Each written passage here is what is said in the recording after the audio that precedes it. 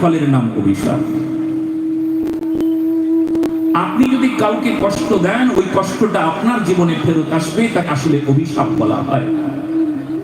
আপনার ব্যবহারে কেউ দুঃখ পেল, আপনার ব্যবহারে কেউ কষ্ট পেল, আপনি কাউকে এমন ভাবে প্রতারণা করলেন, আপনি কাউকে বঞ্চনা করলেন, আপনি কাউকে উৎপীড়ন করলেন, ওই যে কষ্ট, ওই কষ্ট আপনার জীবনে ফেরত আসবে, একে বলা হয় অভিশাপ। আবার আশীর্বাদ কি? আপনার ব্যবহারে কারোর সন্তুষ্টি হলো, কারোর আনন্দ হলো, কেউ খুশি হলেন, কেউ উপকৃত হলো আপনার ব্যবহারে, আপনার কথায়, আপনার দয়ায়, আপনার দাক্ষিণ্যতায় কেউ উপকৃত হলো। এই যে কারোর উপকার করলেন, ওই যার উপকার হলো তার থেকে আপনার জন্য তার যে মঙ্গল কামনা, তার যে সন্তুষ্টি হলো, সেই জন্য ওটা ফেরত আসবে আশীর্বাদ রূপে। তার মানে আপনার ব্যবহারেরই ফল, আপনার কর্মের ফল আশীর্বাদ, আপনার কর্মের ফল অভিশাপ। আপনি যে কর্ম করবেন সেই ফলটা আপনি ফেরত পাবেন, আশীর্বাদ হয়ে আবার অভিশাপ হয়ে। এ হলো বিজ্ঞান। আমরা এই বিষয়গুলো বুঝি না।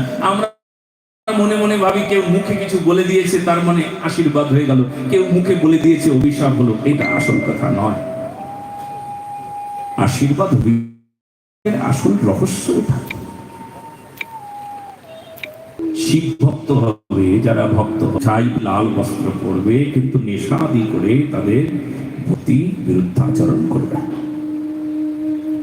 দক্ষ প্রজাপতির এই অভিশাপটা আজ পর্যন্ত লেগে আছে। একটা কথা সবাই শুনবেন, দক্ষ প্রজাপতির এই অভিশাপটা কাদের জন্য?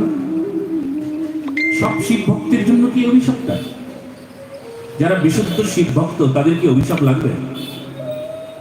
যারা শরণাগত তাদের কি অভিশাপ লাগবে? কাদের অভিশাপ লাগবে? যারা আদৌ শিব ভক্ত নন, তারা ভণ্ড হবেন। ভণ্ড কারা? এখানেই শিব ভক্তরা ভণ্ড হয়ে যা, এই প্রকার অভিশাপ দিয়ে দিল। তার মানে যত শিব ভক্ত আছে সব ভণ্ড হয়ে যাবে? মোটেও না। বলে কে ভণ্ড হবে? যে ভণ্ডামি করবে সে ভণ্ড হবে। বলো না গো, রাধে রাধে। যে ভণ্ডামি করবে সে ভণ্ড হবে। আর যে বিশুদ্ধ ভক্ত, শিবের অত্যন্ত প্রিয়জন, সে তো ভণ্ড হতে পারে না, সে প্রতারণা করতে পারে না। আপনি বলবেন কেবলমাত্র শিব ভক্তের মধ্যেই এই দোষটা রয়েছে, কেন বৈষ্ণবদের মধ্যে নাই? কত গলায় তুলসীর মালিকা, কত তিলক শিখা, অথচ দেখো, অথচ ভগবানের সেবা করতে গিয়ে অপরাধের পর অপরাধ করে, পাপের পরে পাপ করছে, অন্যায়ের পর অন্যায় করছে। করছে কি করছে না?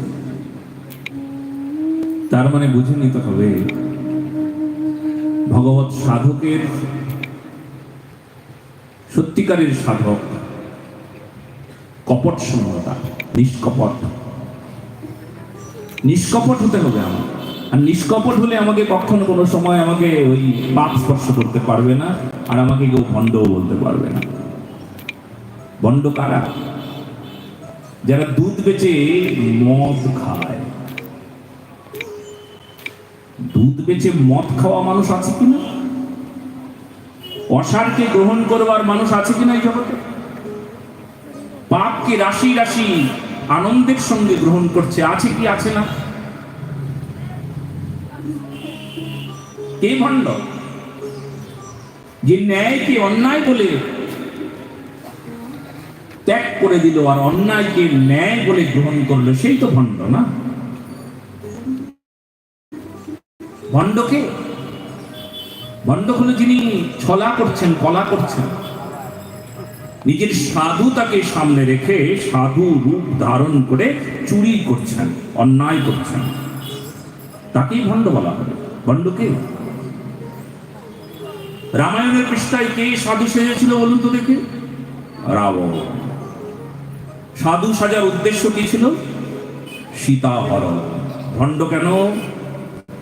যে সাধুটা সজ্জা, সাজসজ্জা, সাধুটা দেখাবট, সাধুটা দেখানোর বিষয়, কিন্তু সাধুতা নাই।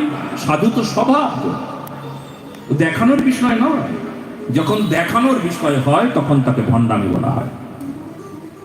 তাকে প্রতারণা বলা হয়। কেউ প্রতারণা